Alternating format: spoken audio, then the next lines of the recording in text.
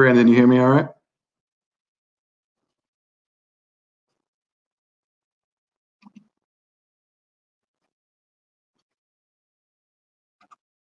Perfect.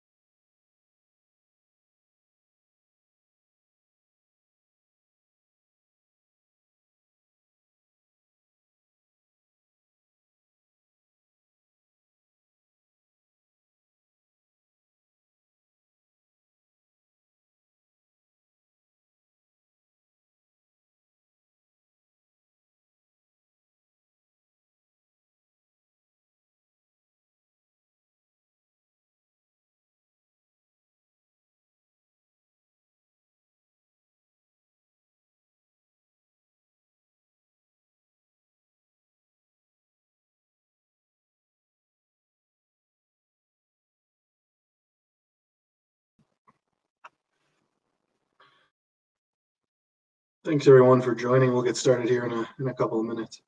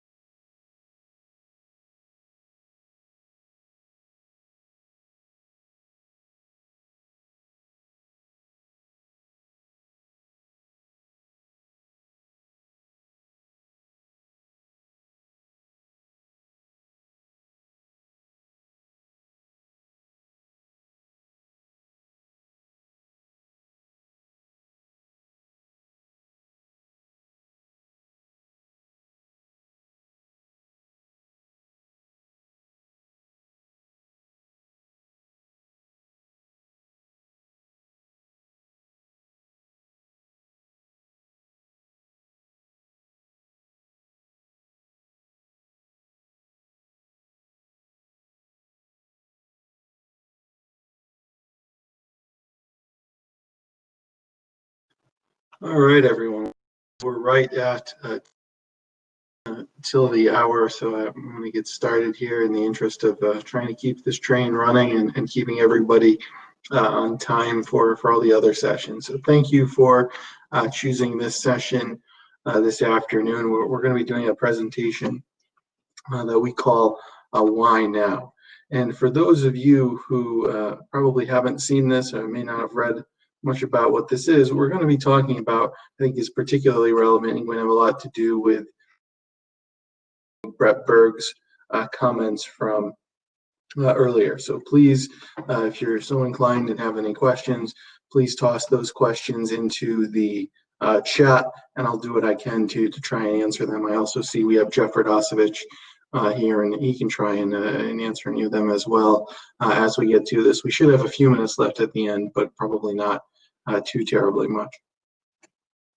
So why now? What is why now, and what are we here to talk about? So one of the things that we've seen, and it's particularly relevant this week, given that the inauguration was yesterday, but we've seen a transition of power where we're now going from the Trump administration to the Biden administration, and along with that comes a great deal of things. But one of the things that comes along with that in our world is a great deal of uncertainty in regards to a lot of the planning that we all like to speak with our clients about. We don't know exactly what will happen. We do know, as Brett alluded to in one of the earlier sessions, we do know that we're probably not likely to enter a more advantageous estate planning environment. I think all the money would be on things being a little bit less advantageous. But we're going to go through three things here today. We're going to talk about how, in lieu of that, why now was already a great time to do much of the planning that we're speaking in regards to, and this is even going to become arguably a limited time offer. And we're then going to go into two ideas that we've seen a great deal of success with in this current environment, and we've seen a number of actual cases come out of, because I know, sometimes you hear some of these ideas and, hey, are they actually doing this? Are they actually selling these cases? And this is very much something we see a lot of activity in cases moving forward around. So why now? When we think of the estate planning world and the high net worth planning world, one of the areas we shoot to first is, what is the estate tax exemption, right? That's the number one area that we think about when we're looking for high net worth estate planning, right? But I think a lot of folks don't realize how much interest rates play a significant factor, and depending on your level of wealth, might actually play an even more significant factor than the estate tax exemption in your ability to transfer wealth. The low interest rate environment that we find ourselves in is a uniquely compelling value proposition for certain ideas, of which we're going to discuss here this morning. And when we talk about interest rates, what we're really specifically referring to is the AFR rates, the applicable federal rates. Now, if you don't know what these rates are, that's understandable. It's not something we use too often every single day for most advisors, but these rates dictate the rate at which you have to lend money. If you lend money for less than these interest rates, then that is considered partially a gift. You can certainly lend something at higher than this. And we'll get into why this matters as we go through these ideas. But really importantly here is for a short-term AFR, we are looking at notes for less than 3 years. Midterm is that 4 to 9 year arrangement, and long term is anything longer than that. So I give you this background because I want you to focus on the midterm rates. And I share this chart for a lot of different reasons, but I want you to first focus on how much the midterm rate has changed. In the past 4 years, and by the way, the reason this ends in October is simply because that was when we submitted this presentation for compliance approval. We didn't just cherry pick a number. It's moved up a few basis points since October, but it's in the same ballpark as that 38 basis points you see right now. But we've seen in December of 2017, it was about 2%. December of 2018, it was about 3%. December of 2019, it dropped almost 1.5 points to about 1.7%. And now we're at just under 40 basis points in October of 2020. Now, I know we realize interest rates have changed a lot, but I don't know that people realize how much exactly they've changed, because they're not actually looking at these numbers day to day. And what's really important to take account of here is this is all under the Trump presidency, right? This is one administration, one set of policies. It's not like We had a number of big structural changes in here. This is all under one Republican presidency. So I don't know that we would have looked at that and thought that these things really changed so much, right? The state environment really changed so much. But if we look at the history of AFR rates, and what you see here is all of the AFR rates for the past 20 years. This is every single month's rate for the past 20 years. And you can see that the AFR rates tend to change a lot, right? It's not a presidency thing. It's really more of an economic thing. But we see that not only do they change often, and they tend to not stay in any one particular place for very long, right? Back 20 years ago, they were closer to 6%. They are now closer to 0%. But we have been in just about every environment in between, and we've been in those environments, for reasonable periods of time.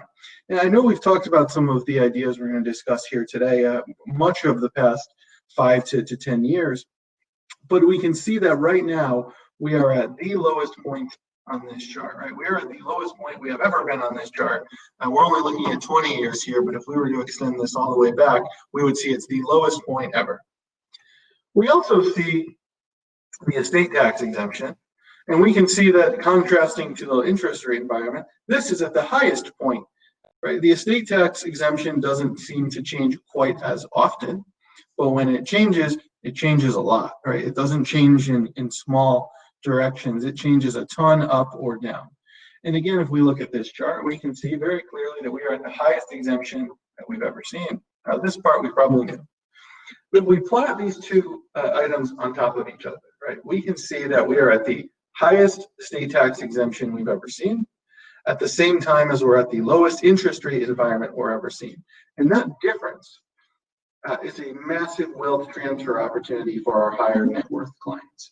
So I want to move into two ideas that take advantage of the environment that we're in. The first idea is called an intrafamily loan. And the client profile for these two ideas is going to be pretty similar.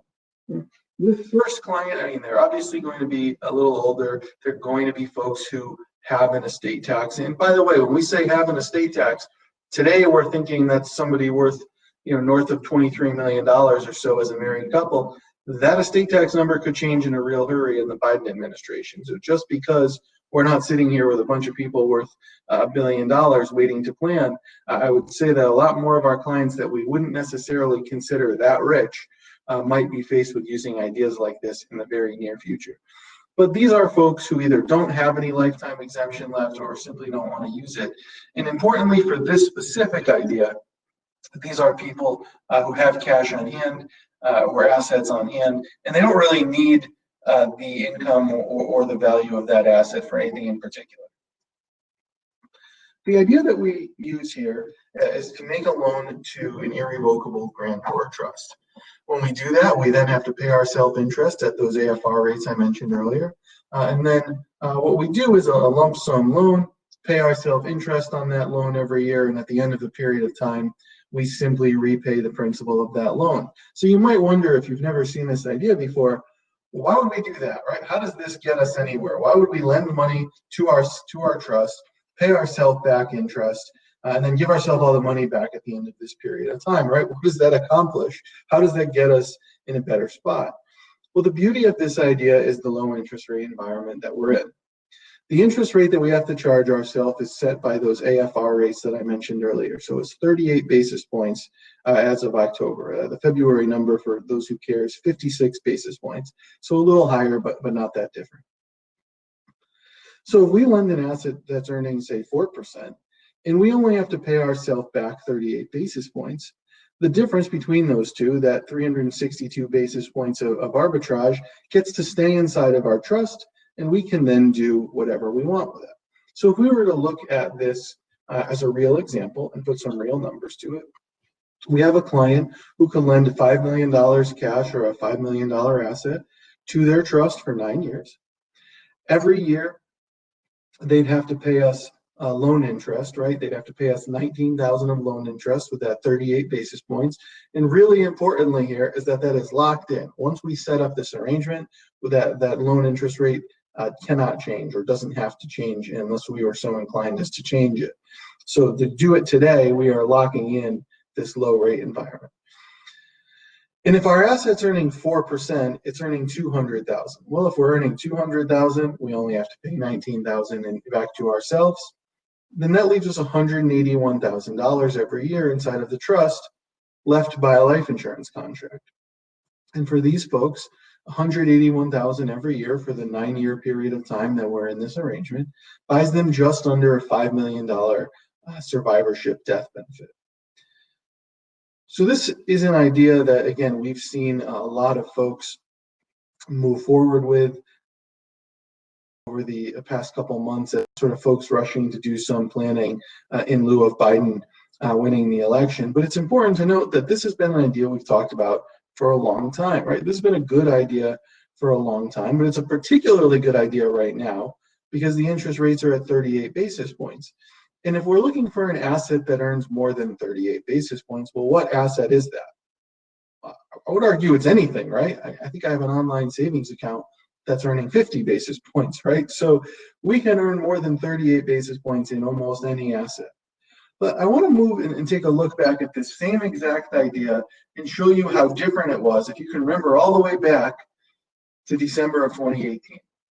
If you remember all the way back 2 years ago, I don't know that any of us would have looked at this and thought that we were in a dramatically different estate planning environment. But look at how much changes in just 24 months. We lend the same $5 million asset.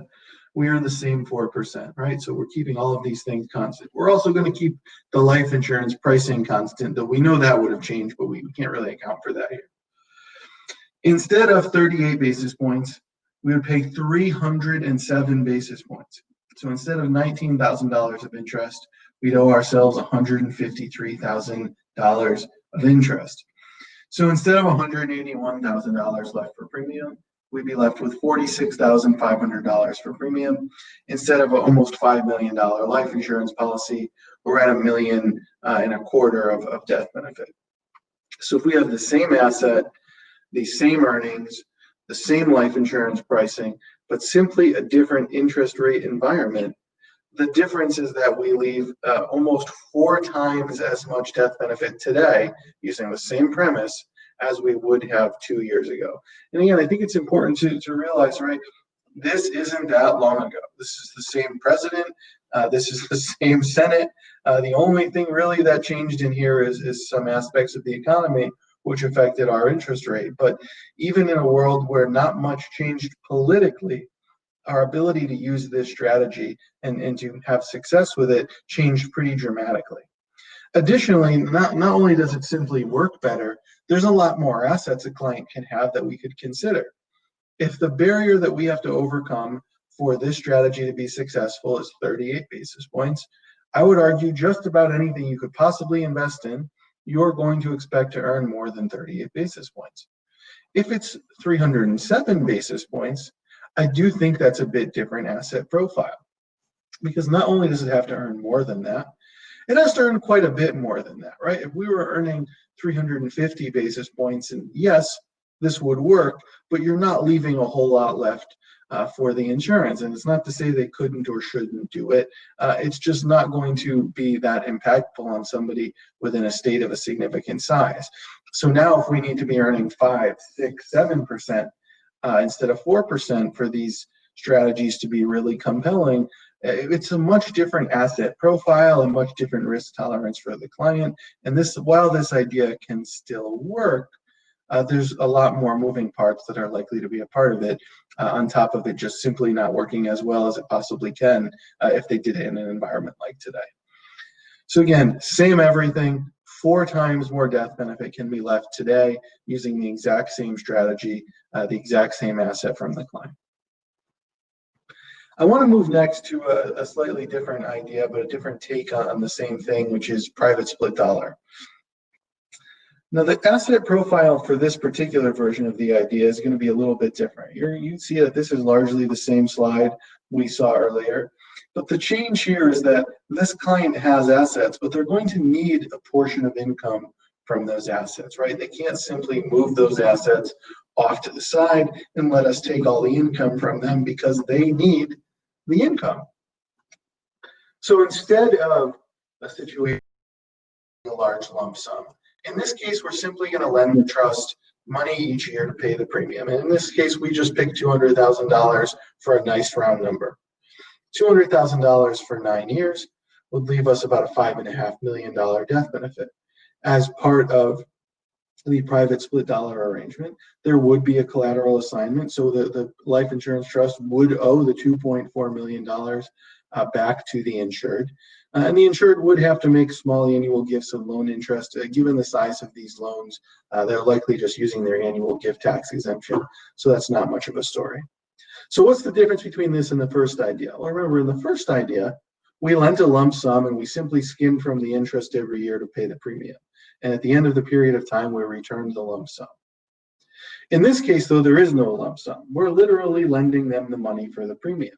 So at the end of the road here, we want to exit this arrangement. How do we do it, right? Again, in the first example, we simply returned the money that they lent us in the first place. In this example, everything has gone to life insurance premiums. So there's a real question of how this loan can get repaid. So let's explore how someone might do that.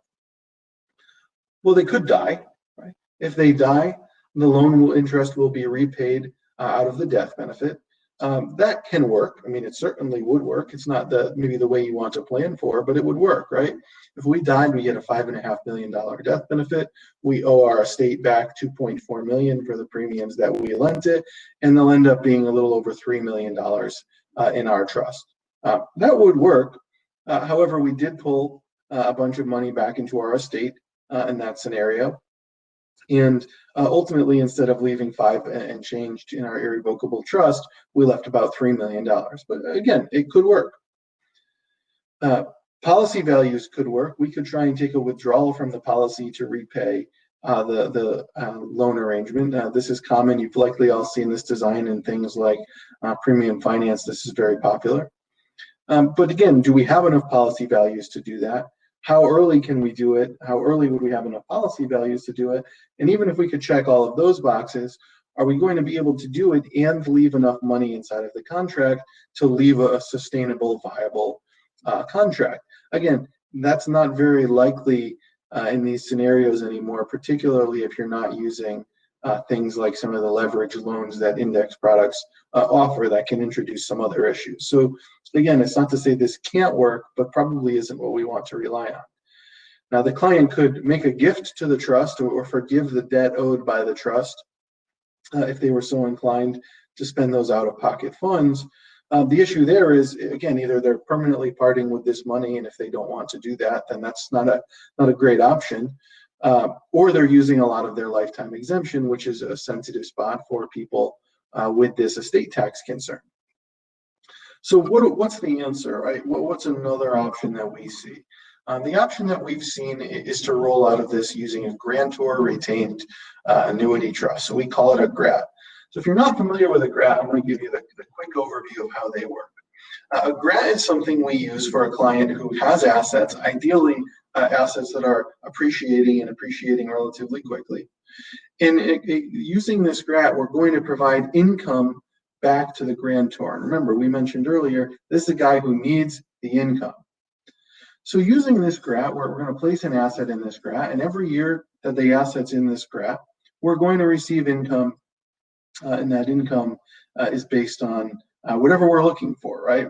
If we need a lot of income, we will set it up to give us a lot of income. But what we want to do is set it up so that while we take a bunch of income, there is some money left at the end.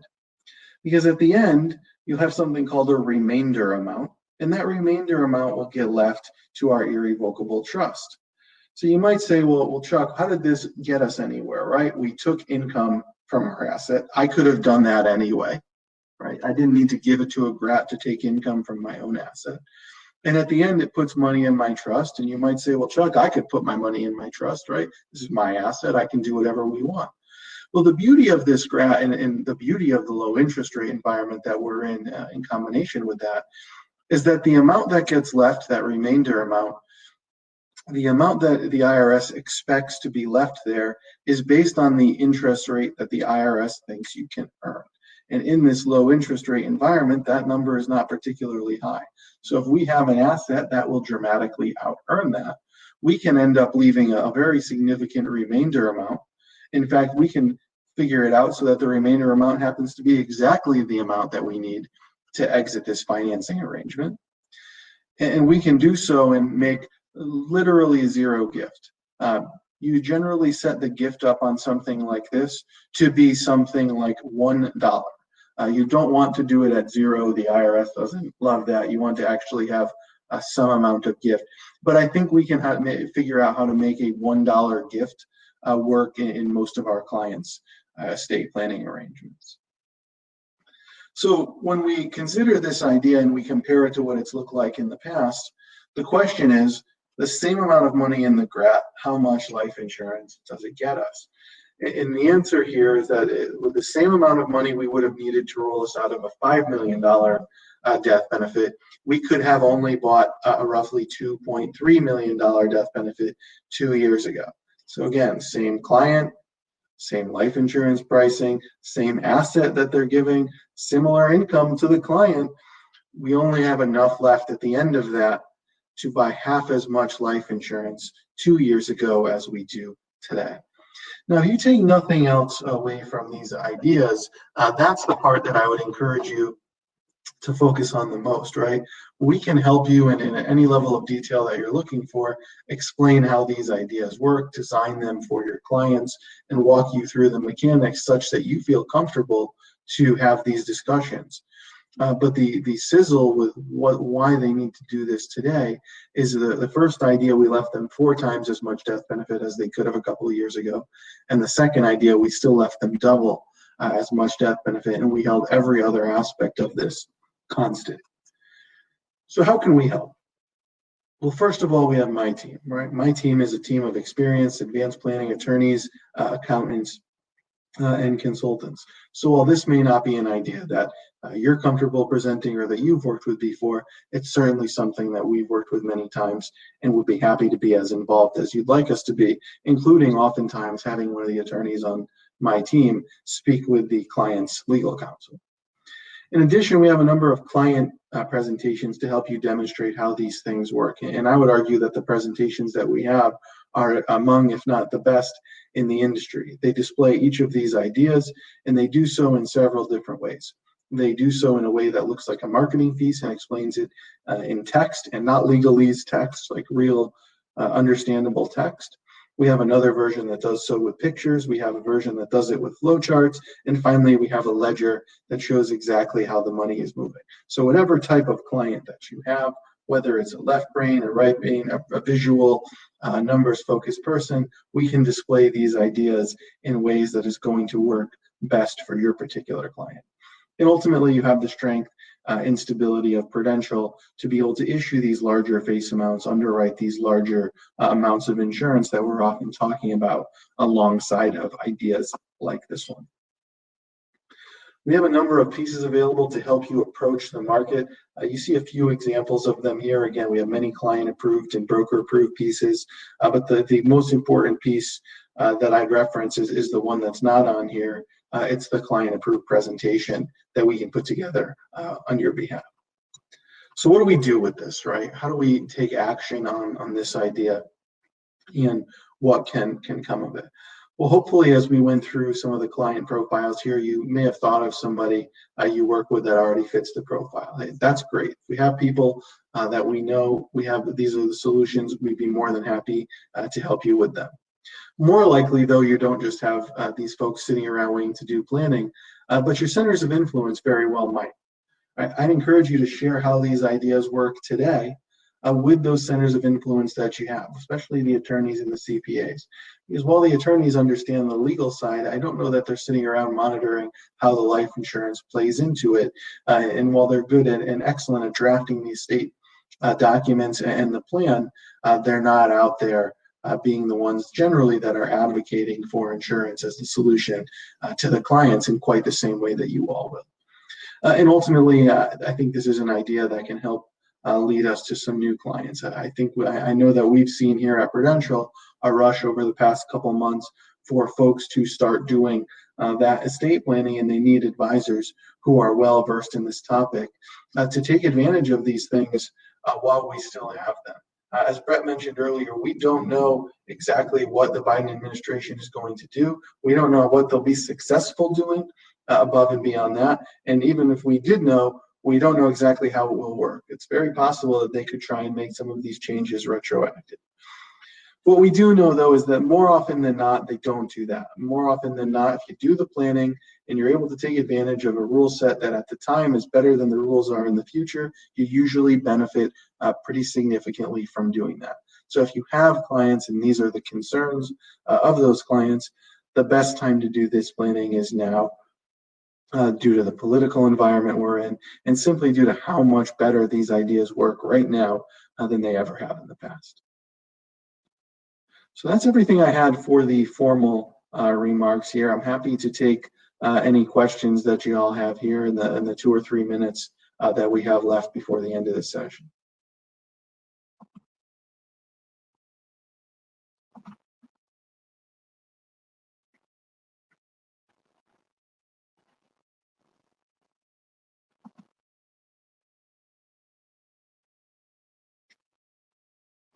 Well, great. I don't see any questions coming in here in the chat. I'll give it another second here, but if there's no other questions, I appreciate you all joining our session. Please feel free to reach out to myself, Jeff Radosevich, certainly Brandon and Doug and the team at Algren, and we'd be more than happy to put something together for you all, showing how these ideas can work for your specific client, so you can see exactly what our capabilities are for these ideas going forward.